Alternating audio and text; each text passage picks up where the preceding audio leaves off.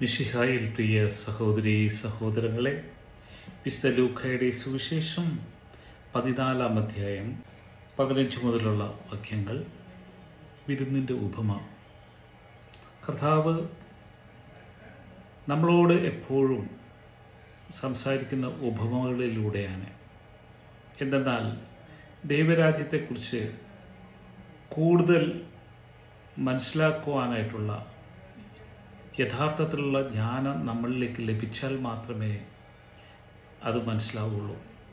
ശിഷ്യന്മാർ പോലും ചോദിച്ചിട്ടുണ്ട്, ഉപമകളിലൂടെ എന്തുകൊണ്ട് ജനക്കൂട്ടത്തോട് സംസാരിക്കുന്നു. എന്നാൽ കർത്താവ് പറയുന്നുണ്ട്, നിങ്ങൾക്ക് പരിശുദ്ധാത്മാവ് വന്നു കഴിഞ്ഞാൽ മാത്രമേ ഈ രീതിയിൽ മനസ്സിലാക്കാൻ സാധ്യമാവൂ. ഇന്ന് നാം ദൈവത്തിൻ്റെ മക്കളാണെന്നുള്ള യോഗ്യത നമുക്ക് ലഭിച്ചിട്ടുണ്ടെങ്കിലും നമ്മളിൽ പരിശുദ്ധാത്മാവിൻ്റെ അഭിഷേകം പൂർണ്ണമായിട്ട് നമ്മളിലുണ്ടോ? അതോ സുവിശേഷം നമ്മുടെ കാര്യസാധ്യത്തിന് വേണ്ടി മാത്രമാണോ? യഥാർത്ഥത്തിൽ നമ്മളെ സ്വർഗീയ വിരുന്നിലേക്കാണ് കർത്താവായ യേശു വിളിച്ചിരിക്കുന്നത്.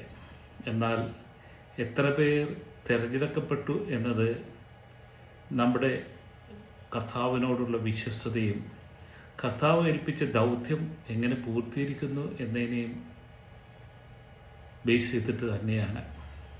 തീർച്ചയായിട്ടും അതിൻ്റെ എല്ലാം കൃപകളിലൂടെ നാം മുന്നോട്ട് സഞ്ചരിക്കുവാനുള്ള അനുഗ്രഹങ്ങൾ നമുക്ക് ലഭിക്കട്ടെ. യേശുവിനോട് ഭക്ഷണത്തിനിരുന്നവരിൽ ഒരുവൻ ഇത് കേട്ടിട്ട് അവനോട് ചോദിച്ചു, ദൈവരാജ്യത്തിൽ അപ്പം ഭക്ഷിക്കുന്നവൻ ഭാഗ്യവാൻ. അപ്പോൾ യേശു അവനോട് പറഞ്ഞു, ഒരുവൻ ഒരിക്കൽ ഒരു വലിയ സദ്യ ഒരുക്കി വളരെ പേരെ ക്ഷണിക്കുകയും ചെയ്തു. സദ്യക്ക് സമയമായപ്പോൾ അവൻ ദാസനെ അയച്ചു ക്ഷണിക്കപ്പെട്ടവരെ അറിയിച്ചു, വരുവിൻ, എല്ലാം തയ്യാറായിരിക്കുന്നു.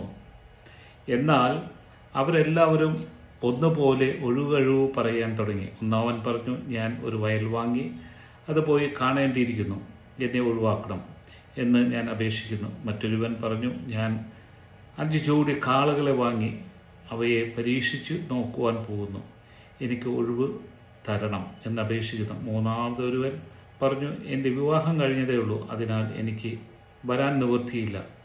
ആ ദാസൻ തിരിച്ചു വന്ന യജമാനെ വിവരം ധരിപ്പിച്ചു. ഗൃഹനാഥൻ കോപിച്ച് ദാസനോട് പറഞ്ഞു, നീ വേഗം പട്ടണത്തിൻ്റെ തെരുവുകളിലും ഊടുവഴികളിലും ചെന്ന് ദരിദ്രരെയും വികലാംഗരെയും കുരുടരെയും മുടന്തരെയും ഇവിടെ കൂട്ടിക്കൊണ്ടുവരിക.